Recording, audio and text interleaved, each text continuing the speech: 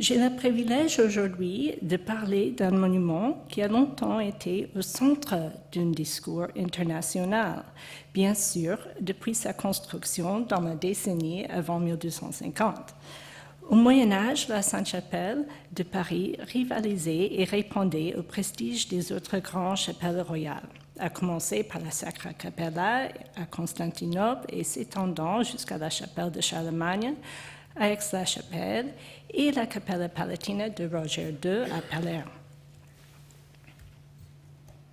Voilà. Autres chapelles, comme celle consacrée à Saint-Étienne dans le palais de Westminster à Londres, parmi maintes d'autres, de Portugal jusqu'à en Bohémie et l'Hongrie, a été construite à l'instar de la Sainte-Chapelle. En notre temps, ce grand reliquaire gothique attire encore l'intérêt des touristes aussi bien que les académiques internationaux.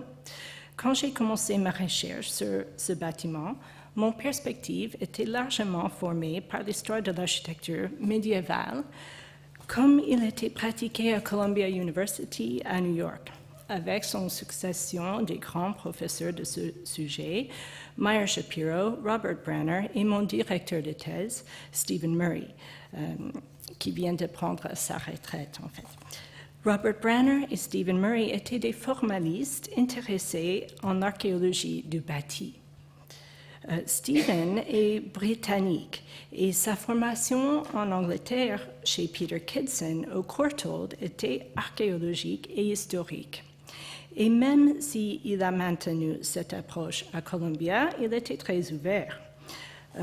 Néanmoins, pendant que le reste de l'histoire de l'art changeait en communication avec le French Theory, dont on a lu tous dans nos séminaires méthodologiques, il n'était pas clair comment ceci pourrait être appliqué au bâtiment médiéval.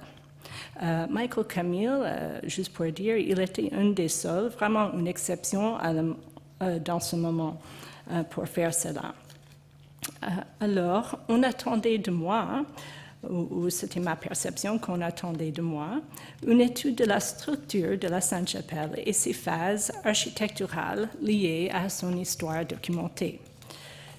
Mais mon engagement avec l'Académie française, d'abord à travers les publications françaises autour de la Sainte-Chapelle, paru dans les années 90, et deuxièmement, quand j'ai mené mes recherches à Paris propre de 2000 à 2004, a complètement transformé mon approche à ce sujet. Mon livre, publié en 2014, serait très différent si je n'avais pas passé ce temps ici sur place. D'abord, en 1991, Jean-Michel Legnaud, dans son livre sur la Sainte-Chapelle, qu'il a fait avec Françoise Perrault sur les vitraux, il a déclaré que la Sainte-Chapelle était un monument du 19e siècle, ce qui a fait une polémique, car on réalisait qu'on ne connaissait pas bien le vrai Moyen-Âge, ou bien on le connaissait seulement dans son état de restauration. Et je présente cette photo qui donne une impression en fait très 19e sur la Sainte-Chapelle. Puisque c'est vraiment sorti de son contexte. Déjà, c'est un photographe, mais c'est tout restauré, c'est très belle. Et c'est juste le monument. Donc, puisqu'en 1996, Jacques Le Goff a publié son livre révisionniste sur Saint-Louis. Ici, il a présenté une biographie et pas une histoire de ce roi qui était tellement révéré qu'on ne pouvait pas voir à travers les lunettes en rose pour ce qu'il était. Le Goff a révélé que notre connaissance de Louis IX n'était que des idées construites sur les documents parvenus dans le temps, presque par hasard. Son analyse critique à cette période et son historiographie étaient présentées d'une façon lisible, sans le jargon compliqué, les diagrammes de la grande théorie. Ceci m'a donné envie de considérer la Sainte-Chapelle d'une manière semblable. Finalement, il a paru en 1998 les Sainte-Chapelles royales et princières de Claudine Billot, qui a établi les critères pour définir les copies de la Sainte-Chapelle, sans préciser comment le vrai Sainte-Chapelle de Paris devient un paradigme. Alors qu'il y avait ces publications françaises récentes, elles éloignaient la Sainte-Chapelle de son histoire médiévale. Rien ne la situait dans son contexte primitif, à part les ouvrages remarquables mais un peu passés des années 60 de Grodecki et Branner sur son style. Mon enquête commençait avec des questions concernant ce que nous pourrions savoir sur la structure du XIIIe siècle et ce que la Sainte-Chapelle signifiait dans la période de sa construction, ou ce qu'on pouvait savoir sur cela. Je suis arrivée en France afin de faire cette recherche en 2000. Et pour mieux comprendre le bâtiment soi-même, à la fois incrédule et angoissée par la proposition de Legnaud, j'ai passé 1 an en examinant les archives de la Restauration et les pierres de l'édifice, pour conclure qu'il y a plus de détails qu'on pensait du Moyen Âge, en dépit de la Restauration complète du XIXe siècle. Voilà le 19e siècle aussi qu'on connaît. Bon, grand partie des soubassements et leurs sculptures, 2 tiers des vitraux, de la sculpture des portails, surtout la sculpture florale, et pas mal de, une petite portail là, et pas mal de chapiteaux. Aussi la rose et les tourelles. Et voilà, ok, bon. J'étais un petit peu rassurée. En même temps, après avoir passé tout ce temps dans les archives du XIXe siècle, je me sentais très seule et éloignée de mes intérêts médiévaux. Alors, j'ai commencé à suivre des séminaires. Je n'étais pas partielle à une école ou bien une autre. Alors, je me suis retrouvée à l'EHESS, EPHE et l'école des Chartes, en absorbant autant que je pouvais. Même si à la fin, le premier de ces 3 a peut-être marqué ma recherche le plus, j'ai une admiration énorme pour les chartistes parce que leur connaissance et leur savoir-faire des archives est sans équivalent chez nous dans notre formation. À travers ces milieux, j'ai pris connaissance des colloques et des événements à venir. Alors, en 2001, il y avait un grand colloque au Collège de France, entièrement sur la Sainte-Chapelle, qui a présenté la recherche le plus ajournée sur le sujet. Même s'il y avait des interventions des gens que je reconnaissais, comme Jean-Michel Legnaud et François Perrault, ce qui me frappait, c'était des interventions de Dina Bozocchi, Alexis Charon-Sonnet et Franco Morandoni.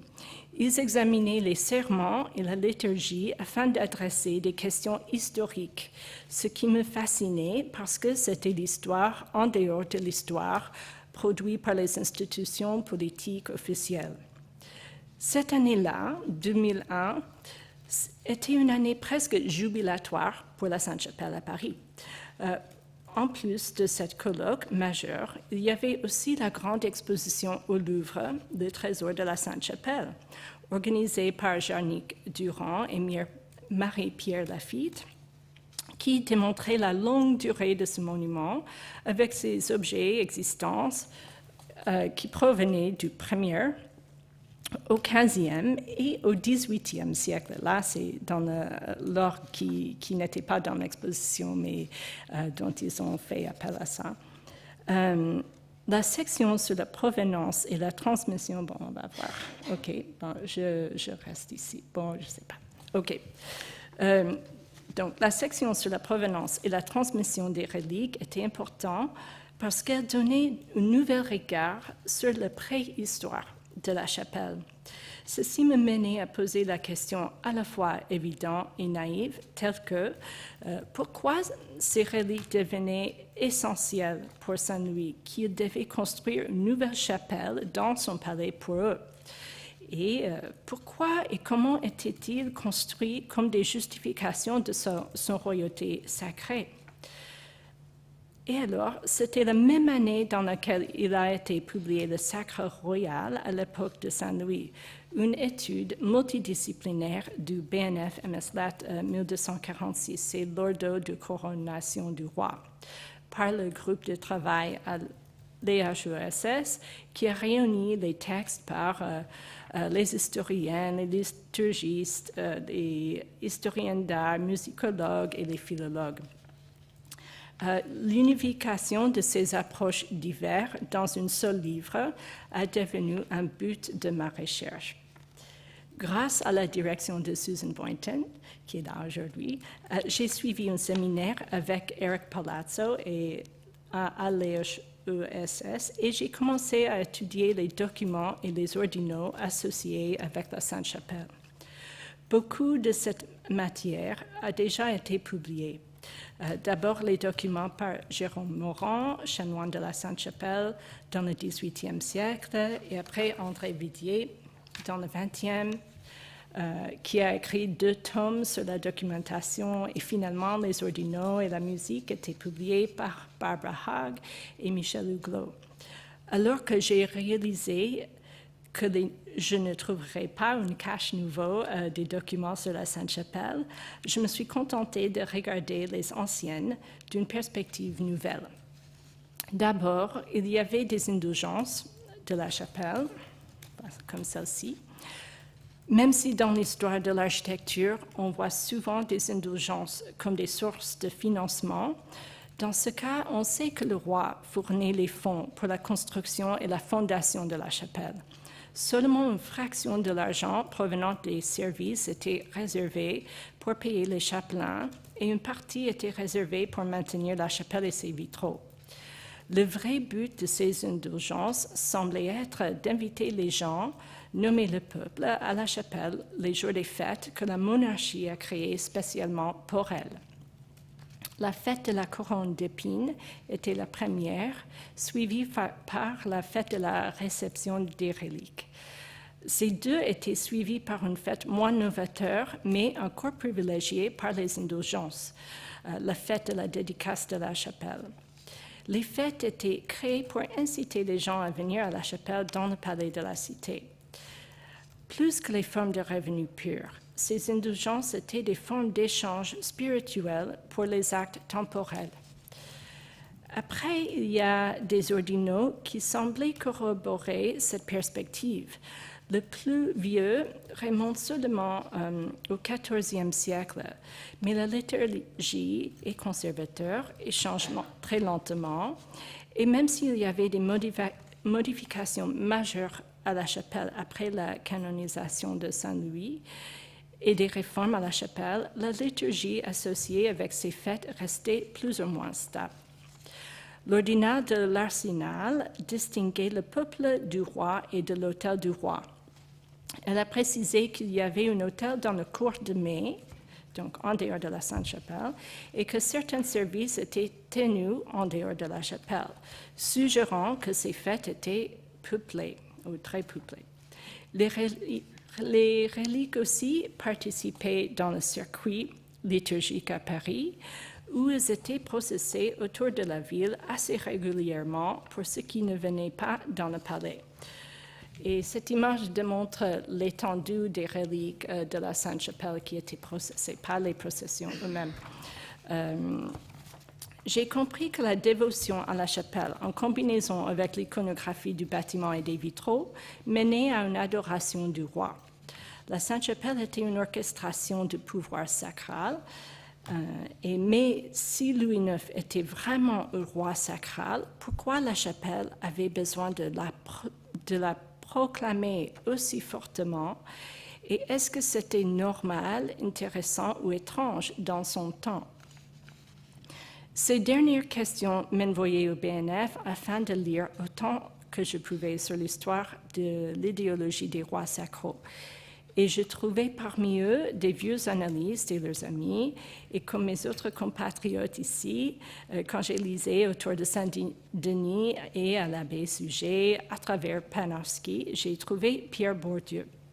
Son introduction pour l'architecture gothique et les scolastiques me fascinait, car là et ailleurs, Bourdieu décrivait son idée de l'habitus, qu'il définissait comme les habitudes et les dispositions qui mènent aux attitudes, activités et décisions d'un individu ou un groupe. Comprendre l'habitus de Louis IX devenait mon but pour le reste du projet. Bon, maintenant, c'est une chose normale de parler de l'habitus, mais au moment, c'était assez nouveau.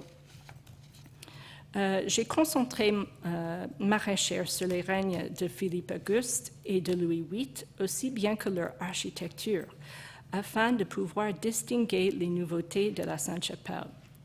Leur château et chapelle avaient peu en commun avec ce monument. Par exemple, ceci, le Louvre de Philippe Auguste. Donc, Philippe Auguste a respecté une sorte de division visuelle de pouvoir. Il a construit primairement les châteaux, fortifications et des atouts urbains, murs, routes pavées, etc. Louis VIII régnait seulement 3 ans et n'a pas fait un impact énorme sur la représentation de la monarchie, surtout à Paris. En fait, les chapelles courantes en France étaient construites par les archevêques et les évêques.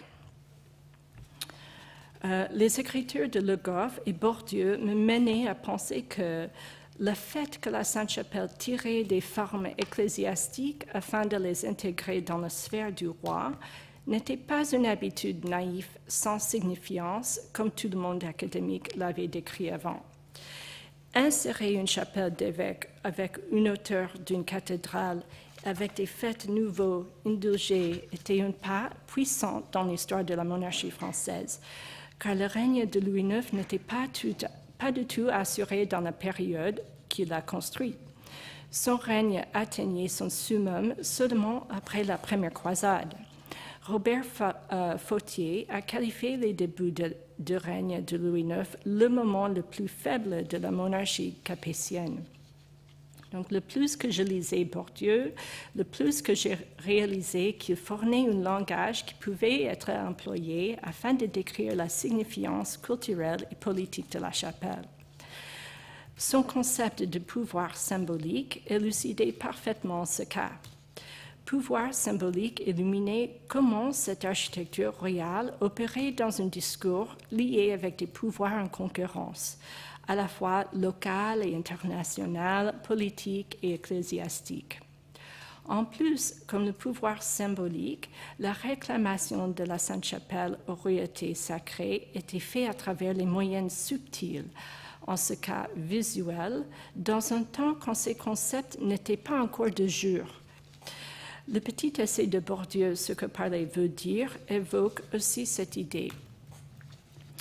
Considérant ainsi à ce que le bâtiment veut dire et sa réception à Paris, j'ai commencé à lire un peu sur l'espace. En ce moment, un peu plus tard, 2006, Dominique Ionnapra sortait La Maison Dieu, un tome qui décrit ce qu'il a appelé la monumentalisation de l'Église, ou comment l'Église est devenue un outil de communication de pouvoir et de territoire ecclésiastique, un qui donnait du sens à l'espace autour de lui. C'est grâce à ce grand travail que le dernier chapitre de mon livre traite comment et pourquoi le mécénat de Louis IX à Paris a inséré le roi dans presque chaque quartier, soit par fondation d'une institution et des fonds pour construire, souvent avec des sculptures du roi placées sur la façade, ou bien leurs habitants portaient des symboles du roi sur les vêtements. C'était une imprégnation de l'espace à travers la charité du roi qui l'a rendu omniprésent en forme à la fois tangible et immatérielle. Alors que j'étais envoyée à Paris afin de faire une analyse structurelle des étapes de la Sainte-Chapelle, je ne l'ai pas fait, j'ai échoué. Mon intérêt était de situer le monument dans la ville et de mieux comprendre sa fonction dans le XIIIe siècle pour son public pluriel et dans un programme d'idéologie royale de Louis IX. Mon livre n'aurait pas été possible si je n'avais pas engagé directement avec les publications des analystes français de l'histoire anthropologique et la sociologie, rendues possibles par le fait que j'habitais ici. En étant sur scène, j'allais dans les cours, les colloques, en absorbant tous les discours du moment. Bien que ces paradigmes contribuent encore à mes projets de recherche. Ils m'ont également révélé les possibilités itératives, apparemment infinies, de la chapelle elle-même, qui reflète à la fois son universalité et notre compréhension contemporaine de l'histoire. En face de l'histoire courante, post-humaine, l'éco-criticisme, les approches matériaux et numériques, et dans le sillage du feu de Notre-Dame, notre défi maintenant, le plus important, serait de préserver ces bâtiments pour que les autres chercheurs dans l'avenir peuvent le voir de leur propre perspective. Merci. Merci beaucoup.